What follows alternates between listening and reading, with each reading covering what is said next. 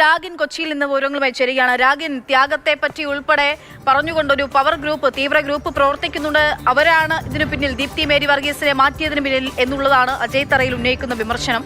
ദീപ്തിയും അതൃപ്തി പ്രകടമാക്കിയിട്ടുണ്ട്. നേരത്തെ KC വേണുഗോപാൽ മാധ്യമങ്ങളെ കണ്ടപ്പോൾ പറഞ്ഞത് ദീപ്തിയുടെ വേദനയും വിഷമവും ഒക്കെ മനസ്സിലാക്കാൻ സാധിക്കും, പക്ഷേ പാർട്ടിക്ക് വഴങ്ങണം, പാർട്ടിയുടെ തീരുമാനങ്ങൾക്ക് ആരും അതിനെ അതീതരായി മുന്നോട്ട് കടന്നു പോകുമെന്ന് പ്രതീക്ഷിക്കുന്നില്ല എന്നുള്ളതാണ് അദ്ദേഹം പറയുന്നത്. വഴങ്ങുമോ? പരസ്യ പ്രതികരണങ്ങളൊക്കെ രാവിലെ ഉണ്ടായി, പിന്നാലെയാണ് AICC ജനറൽ സെക്രട്ടറിയുടെ ഒരു പ്രതികരണം ഉണ്ടാകുന്നത്. ഇനി വഴങ്ങുമോ ദീപ്തിയെ അനുകൂലിക്കുന്നവർ?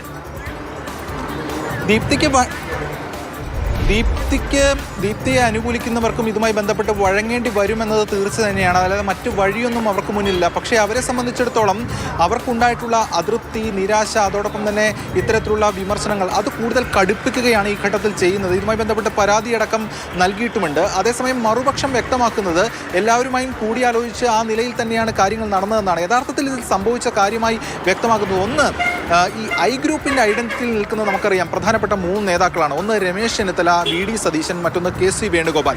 അതിൽ എറണാകുളം ജില്ലയിൽ പ്രത്യേകിച്ച് കൊച്ചി കോർപ്പറേഷനുമായി ബന്ധപ്പെട്ട കാര്യങ്ങളിൽ ഇവർക്കിടയിൽ ഒരു കൺസെൻസസിലേക്ക് കാര്യങ്ങൾ എത്തിയില്ല. അതിനുള്ള പ്രധാനപ്പെട്ട കാര്യം എന്ന് പറയുന്നത് ദീപ്തിയുടെ കടുംപിടുത്തമാണ് എന്നതാണ് ഐ ഗ്രൂപ്പിലെ തന്നെ സതീശനെ അനുകൂലിക്കുന്നവരും അതോടൊപ്പം തന്നെ രമേശ് ചെന്നിത്തലയെ അനുകൂലിക്കുന്നവരും പറയുന്നത്.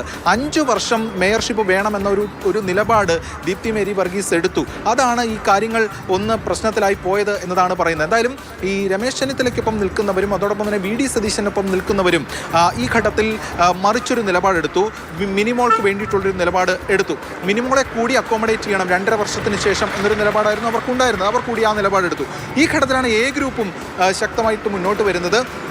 അങ്ങനെ A ഗ്രൂപ്പും ഐ ഗ്രൂപ്പിലെ സതീശൻ അതോടൊപ്പം തന്നെ ചെന്നിത്തല ഈ 2 പക്ഷത്തുള്ളവരും ചേർന്നപ്പോഴാണ് ഈ കാര്യങ്ങൾ ദീപ്തിക്ക് എതിരായി തന്നെ സംഭവിച്ചത്. അതിൽ ആ എതിരായി പോയ കാര്യങ്ങൾ ഉണ്ടായത് ദീപ്തിയുടെ കടുംപിടുത്തമാണെന്നാണ് ഇവർ പറയുന്നത്. അതാണ് ഇപ്പോൾ അജയ് തറയിൽ ഉൾപ്പെടെയുള്ളവർ പറയുന്നത് ഒരു പ്രത്യേക പവർ ഗ്രൂപ്പ് രൂപപ്പെട്ടുവെന്ന്. സാധാരണഗതിയിൽ ഐ ഗ്രൂപ്പ് ആ കൺസെൻസസിൽ നിൽക്കുകയും A ഗ്രൂപ്പ് മറ്റൊരു പക്ഷവുമായി നിൽക്കുകയുമാണ് ചെയ്തിരുന്നത്. പക്ഷേ ഇവിടെ 2 പേർക്കും ഗുണമുണ്ടാകുമെന്ന് കണ്ട ഘട്ടത്തിലാണ് ഇവർ 2 പേരും യോജിച്ചിരിക്കുന്നത്. അതിൽ ഇപ്പോൾ ഇത്തരം ഒരു കാര്യങ്ങൾ സംഭവിച്ചിരിക്കുന്നത്.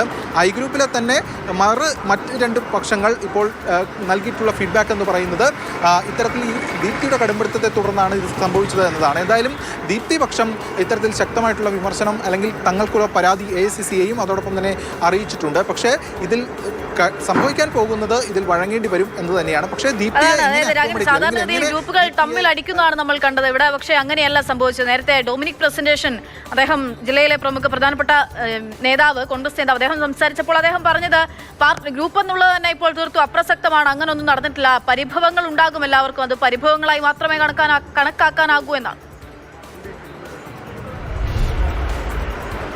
തീർച്ചയായും. അതായത് ഡൊമിനിക് പ്രസന്റേഷൻ എന്ന് പറയുമ്പോൾ A ഗ്രൂപ്പിലെ പ്രധാനപ്പെട്ട ഒരു നേതാവാണ്. അപ്പോൾ A ഗ്രൂപ്പുമായി ബന്ധപ്പെട്ട കാര്യങ്ങൾ അവർ ശക്തമായി തന്നെ ഷൈനി മാത്യു ഉൾപ്പെടെയുള്ളവരുടെ പേരിനൊപ്പം നിന്നു. അതേസമയം മറുപക്ഷത്ത് ഇത്തരത്തിലുള്ളൊരു ക്ലാരിഫിക്കേഷൻ കുറവ് അല്ലെങ്കിൽ അവർക്കിടയിൽ ഒരു കാര്യങ്ങൾ നിർത്താൻ പറ്റാത്ത രീതിയിലുള്ള കാര്യങ്ങൾ സംഭവിച്ചു. ഇപ്പോൾ എറണാകുളം MLA TJ വിനോദ് അടക്കം വരുന്നു. എന്താണ് വലിയ തർക്കങ്ങളും പ്രശ്നങ്ങളും ഒക്കെയാണല്ലോ ഇപ്പോൾ സംഭവിച്ചുകൊണ്ടിരിക്കുന്നത്. വലിയ തമ്മിലടിയിലേക്ക് കാര്യങ്ങൾ പോകുന്നു.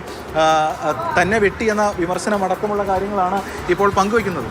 അല്ല, ഇതെല്ലാം ഒരു തെരഞ്ഞെടുപ്പ് സമയത്ത് സ്വാഭാവികമാണ്. ഇതെല്ലാം കെട്ടടങ്ങും, ഒരു പ്രശ്നം ഉണ്ടാവില്ല. വളരെ സ്മൂത്തായിട്ട് കാര്യങ്ങളെല്ലാം നടക്കും. വലിയ വിമർശനമാണ് ദീപ്തി അനുകൂലിക്കുന്നവരടക്കം മുന്നോട്ട്. അതൊക്കെ സ്വാഭാവികമാണ്. അതൊക്കെ നടന്നോളും, അതൊക്കെ തീർന്നോളും, തീരും എല്ലാം. വലിയ പരാതികളും പരിഭവങ്ങളും ഒക്കെ ആയിട്ട് മാറുന്നുണ്ടല്ലോ, അത് കൂടുതൽ അല്ല, സ്വാഭാവികമായും തെരഞ്ഞെടുപ്പ് സമയത്ത് സ്ഥാനം ആഗ്രഹിക്കുന്നവരുണ്ടാവും, സ്ഥാനം കിട്ടാത്തവരുണ്ടാവും, അതിൻ്റെതായ ഒരു പ്രയാസങ്ങളുണ്ടാവും. അതെല്ലാം പരിഹരിക്കപ്പെടും എന്നുള്ള കാര്യത്തിൽ ഒരു സംശയമില്ല. അവർ പറഞ്ഞ പ്രധാനപ്പെട്ട കാര്യങ്ങളൊന്നും KPCCയുടെ നിർദ്ദേശങ്ങൾ പോലും അവഗണിച്ചു DCC. അല്ല, അത്തരം കാര്യങ്ങളെല്ലാം ഞാൻ പറയാൻ ആളല്ല, അതൊക്കെ KPCC തീരുമാനിക്കേണ്ടത്. ഐ ഗ്രൂപ്പിനിടയിൽ ഒരു കൺസെൻസസ് ഉണ്ടാക്കാൻ പറ്റാതെ പോയോ? അതാണ് സംഭവിച്ചത്. ഇപ്പൊ ഗ്രൂപ്പില്ലല്ലോ. അതിപ്രസരമാണെന്നാണ് പറയുന്നത്. ഗ്രൂപ്പിന്റെ അതിപ്രസരമാണെന്നാണ് പറയുന്നത്. എന്താണ് അജയൻ അങ്ങനെ പറഞ്ഞതെന്ന് എനിക്കറിയത്തില്ല. അജയൻ എന്ത് അടിസ്ഥാനത്തിലാണ് പറഞ്ഞതെന്ന് എനിക്കറിയത്തില്ല. ഗ്രൂപ്പ് ഇല്ലെന്ന് ഒരു പക്ഷം പറയുന്നു, പവർ ഗ്രൂപ്പ് രൂപപ്പെട്ടു എന്ന് മറുപക്ഷം പറയുന്നു. അല്ല, സ്വാഭാവികമായി ഞാൻ പറഞ്ഞല്ലോ, അജയ് തറയിൽ എന്ത് അടിസ്ഥാനത്തിലാണത് പറഞ്ഞതെന്ന് എനിക്കറിയത്തില്ല. A ഗ്രൂപ്പും ഐ ഗ്രൂപ്പിലെ പ്രബലമായ 2 പക്ഷവും കൂടി ചേർന്നതുകൊണ്ടാണോ താങ്കൾ പറഞ്ഞ ഗ്രൂപ്പ് ഇല്ലാതായി? അല്ല, ഗ്രൂപ്പ് ഇല്ലല്ലോ, ഈ പാർട്ടിയിൽ ഗ്രൂപ്പ് ഇല്ലല്ലോ, സ്വാഭാവികമല്ല. എന്തായാലും വളരെ തന്ത്രപരമായൊരു മറുപടിയാണ് TJ വിനോദ് നൽകിയിരിക്കുന്നത്. എന്തായാലും ഇപ്പോൾ കോൺഗ്രസ് രാഷ്ട്രീയം പ്രത്യേകിച്ചും കൊച്ചിയിൽ കലങ്ങി മറിഞ്ഞുകൊണ്ടിരിക്കുകയാണ്. നേരത്തെ സൂചിപ്പിച്ചതുപോലെ തന്നെ എ ഗ്രൂപ്പ് ആ നിലപാട് സ്വീകരിച്ചു. അതോടൊപ്പം തന്നെ ഐ ഗ്രൂപ്പിൽ ഇതിലൊരു കൺസെൻസസ് ഉണ്ടാക്കാൻ പറ്റാതെ പോയി എന്ന ചില കാര്യങ്ങളൊക്കെയാണ് വ്യക്തമാകുന്നത്. എന്തായാലും ഇതുമായി ബന്ധപ്പെട്ടുകൊണ്ട് ദീപ്തി മേരി വർഗീസ് അടക്കം ശക്തമായിട്ടുള്ള നിലപാട് സ്വീകരിച്ചിട്ട് താൻ സംവരണത്തിലൂടെ വന്ന പൊതുരംഗത്ത് വന്ന ആളല്ല എന്ന നിലപാട് അവർ ഉയർത്തുന്നതിലൂടെ കാര്യങ്ങൾ വളരെ വ്യക്തമാണ്. എന്തായാലും ശക്തമായിട്ടുള്ള പ്രതിഷേധം ആ വിഭാഗത്തിനുണ്ട്. അത് അവർ പ്രകടിപ്പിക്കുകയും ചെയ്യുകയാണ്. മറിച്ച് ഇനി നേതൃത്വം സ്വാഭാവികമായിട്ടും ഈ വിഷയത്തിൽ ഇടപെട്ട് ദീപ്തിയെ എങ്ങനെ സെറ്റിൽ ചെയ്യാൻ കഴിയുമെന്ന കാര്യം നോക്കും. അതുതന്നെയായിരിക്കും ഒരുപക്ഷെ ദീപ്തിയെ അനുകൂലിക്കുന്നവരും പ്രതീക്ഷിക്കുന്നുണ്ടാവുക.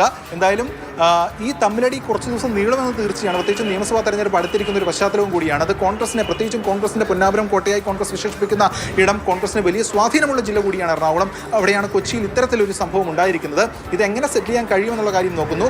ഒരു കാര്യം കൂടി പറയണം, പ്രതിപക്ഷ നേതാവ് VD സതീശനെ നേരിട്ട് ദീപ്തിയെ അനുകൂലിക്കുന്നവരും അല്ലെങ്കിൽ ദീപ്തിക്കൊപ്പം നിൽക്കുന്നവരൊന്നും വിമർശിക്കുന്നില്ലെങ്കിലും DCC അധ്യക്ഷൻ മുഹമ്മദ് ഷിയാസിനെതിരെ വിമർശനം ഉന്നയിക്കുന്നത് പ്രതിപക്ഷ നേതാവിനെ കൂടി ലക്ഷ്യമിട്ടാണെന്ന് നിസ്സംശയം തന്നെ പറയാൻ കഴിയുന്നതാണ്. പ്രതിപക്ഷ നേതാവിനെ കൂടി ടാർഗറ്റ് ചെയ്യുന്നു എന്ന് തന്നെ പറയാൻ കഴിയുന്നതാണ്. എന്തായാലും DCC അധ്യക്ഷൻ മുഹമ്മദ് ഷിയാസിനെതിരെ രൂക്ഷ വിമർശനം അജയ് തറയിലടക്കം മുന്നോട്ട് വയ്ക്കുകയും ചെയ്തിരുന്നു.